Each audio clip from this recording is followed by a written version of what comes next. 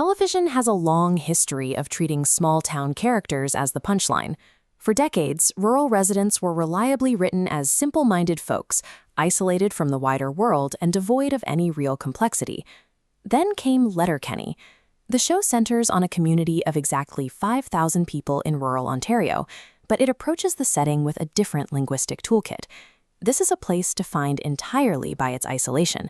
It is a vast agricultural stretch where life revolves tightly around a single main street, endless fields, and the local produce stand.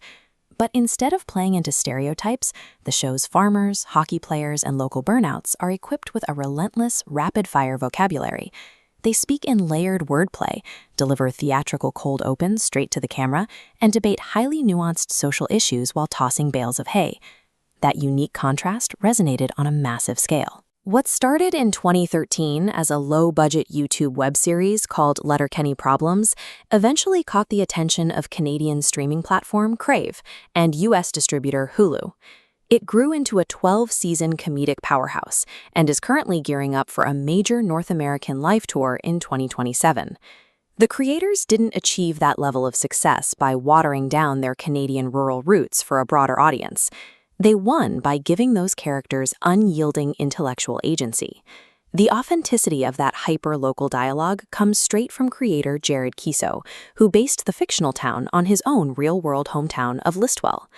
Keeso wrote the intricate scripts and also starred as Wayne, the show's on-screen anchor.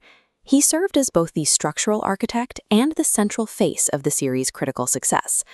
Under his direction, the town operates within a strict social ecosystem. At the center are the Hicks, the tough agricultural laborers who run the local farms and keep the community grounded.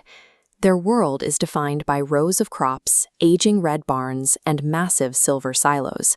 It is a working-class reality where reputation is tied directly to physical labor.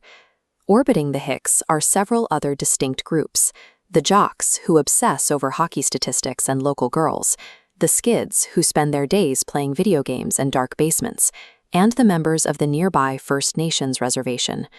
You also have the neighboring Mennonites, who maintain their traditional agrarian lifestyle right alongside the chaos of the modern town. This rigidly defined map of creeks creates a constant pressure cooker. By forcing wildly different subcultures into the same local bar or produce stand, the show guarantees sharp, highly verbal collisions that continually subvert audience expectations. Of course, those sharp verbal collisions eventually boil over into physical confrontations, but the fighting in Letterkenny operates on a very specific set of rules. It almost always begins with a strict ritual, the methodical unbuttoning and rolling up of the flannel shirt sleeves. There is a social contract at play here. These brawls are voluntary, highly choreographed displays of pageantry. They aren't born out of actual malice, and they play out to perfectly timed needle drops from independent Canadian bands. That internal rivalry vanishes immediately, however, when an outside threat appears, like the widely despised D-Gens from Upcountry. When outsiders cause trouble, the internal borders dissolve. The Hicks and the Jocks will instantly drop their feuds and stand shoulder to shoulder to defend the Skids, a group they normally can't stand. The stylized violence isn't just a physical gag. It is a vital structural mechanism that actively enforces loyalty and expands the town's definition of community. Over the course of 81 episodes, that underlying loyalty allowed the characters to grow.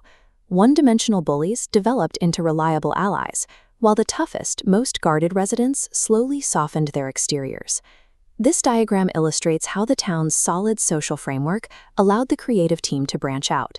From their central hub, they scaled their universe into lucrative international syndication, the upcoming 2027 live tour, and dedicated television spin-offs. They explored the characters' childhoods in the animated origin story Letterkenny and struck gold with Shoresy, a live-action spin-off centered entirely around a foul-mouthed, faceless hockey player from the original series. That specific spin-off capitalized on the fierce, hyper-competitive athletic culture that dominates Canadian rinks, turning a running gag into its own critically acclaimed hit. The television industry took notice of this expansion. Letterkenny secured its place in the critical pantheon by dominating the Canadian Screen Awards, repeatedly taking home the trophy for Best Comedy Series. It is the rare example of a short-form web experiment that transitioned into a long-running national broadcast record, ultimately spanning 12 seasons and 81 episodes. The show demonstrated that an audience exists for hyper-local stories when the characters are treated with intellectual respect. By grounding the comedy in sophisticated dialogue rather than simple tropes, Letterkenny achieved an international reach without ever leaving the produce stand.